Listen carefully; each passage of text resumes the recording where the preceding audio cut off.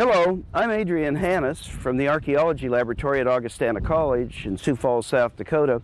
This is another in our series of primitive technology tapes that we're making.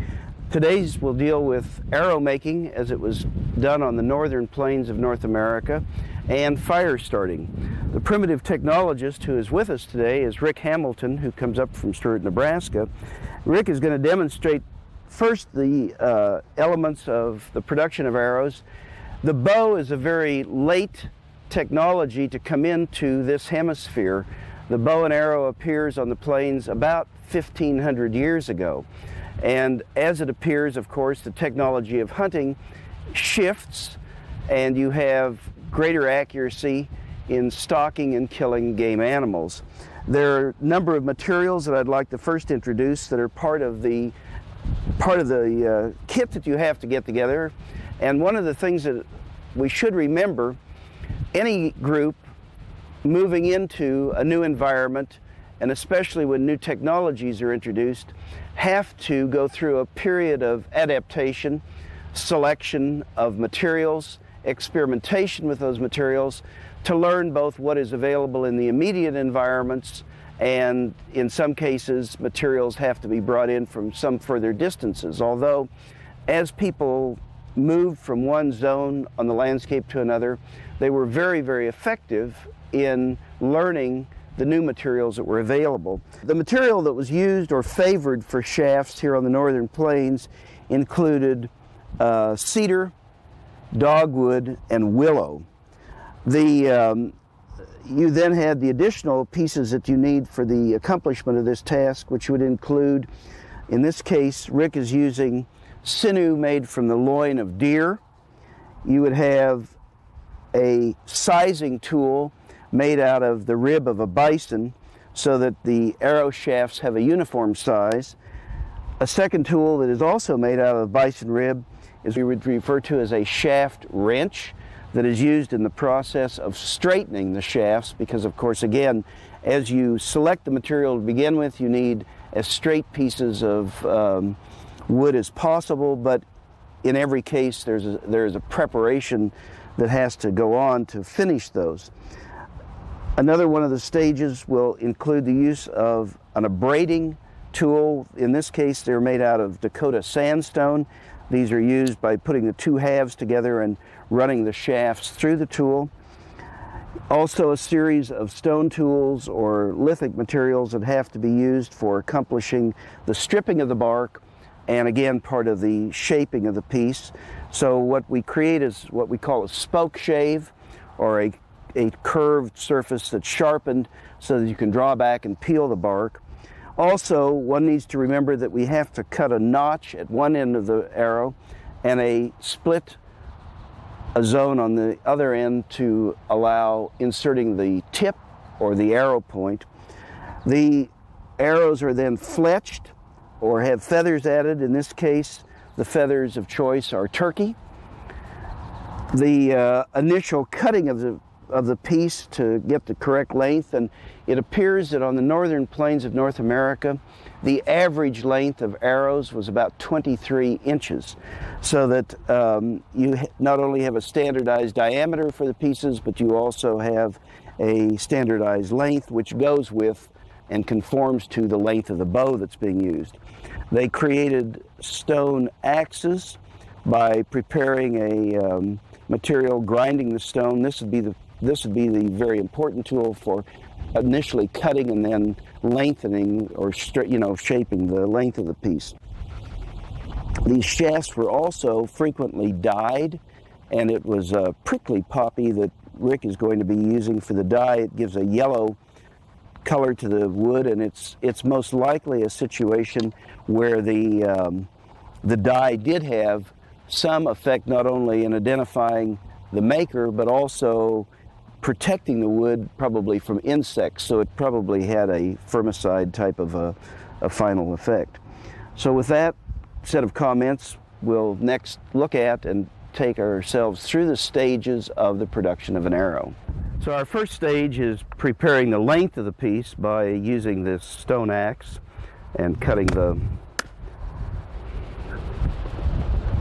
The stone axes are extremely effective, so that if someone doubted that these people had efficient technologies, really fine woodworking tools, they ought not doubt that. The next stage then involves the peeling of the bark. This works best when you have green branches. The bark peels much more readily.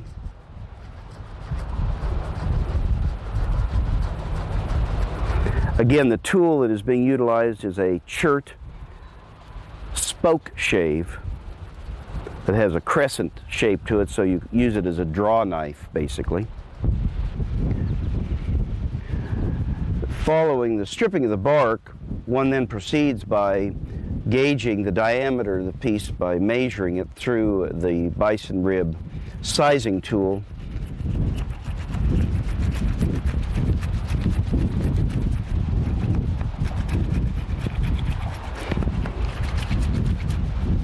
Obviously, the small protuberances where there were twigs attached to the larger branch need to be removed.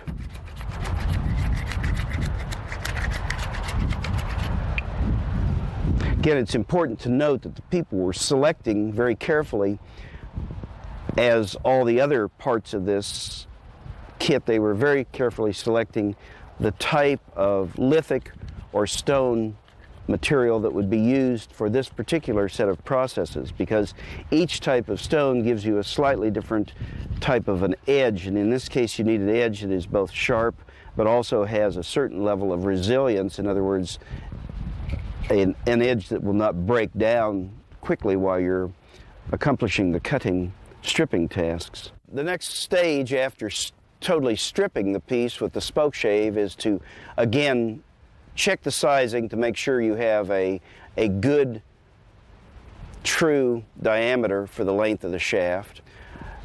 Then we go into the next process of straightening the shaft. This can be accomplished several different ways, and using a green shaft, it can be wrenched with the shaft wrench into a truer form. In some cases, there are ethnographic accounts of the people using a lard, which would be rendered down from the grease of deer most frequently, rubbing the shaft with the grease and slightly heating it. But in the case of a green shaft, as we're currently using, it can be accomplished without the greasing and heating process. The next stage is to use what we call shaft abrading stones. Again, this is a Dakota sandstone that's being used in this instance. Two things are accomplished through this process. The sandstone itself is giving a final smoothing of the shaft, as in using a sandpaper, but also you're able to add a compression factor so that you're getting a shaft that the wood itself is being compressed and hardened in a sense.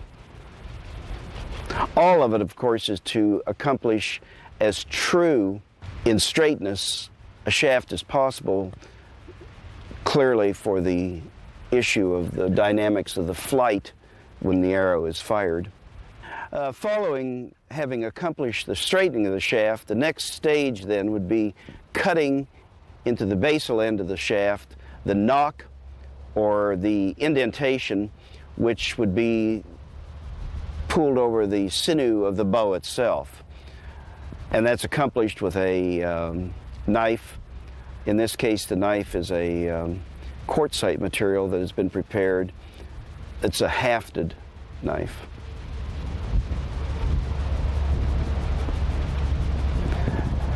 The other end of the shaft then has a slit cut in it to receive the projectile, which will be hafted and put in place with sinew. Finishing the knock and the slit at the opposite end to receive the projectile, Rick has then rubbed this shaft with the juice of the prickly poppy, which again creates a yellow stain, but again the purpose of the dye goes beyond just marking the maker of the arrow. It also allows a preservation in a form of a firmicide that allows the shaft to be able to be stored for a much longer period of time. Rick is now demonstrating attaching the feather fletching. This is accomplished with 3 half feathers, stabilizing the arrow in flight. The sinew that is being used is derived from the loin of a deer. And again, these feathers that are being utilized are turkey feathers. Following having accomplished the fletching of the arrow, final step is the addition of the projectile point. In this case, the point is made out of a jasper that comes from quarry sites in Nebraska. It's inset into the split at the proximal end of the arrow, and then lashed and held in place, again with sinew, again derived from the loin of a deer.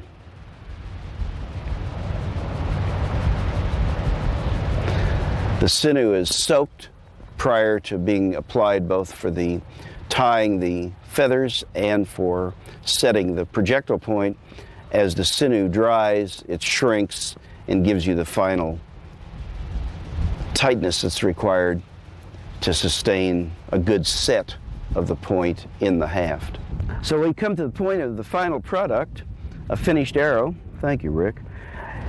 The compression of the video does not display the fact that you'd have about 3 hours in the construction of this piece, but what you also need to realize is the time that would be spent by the person in the prehistoric past who was creating these in moving across the landscape to identify the different resources that were necessary for the construction.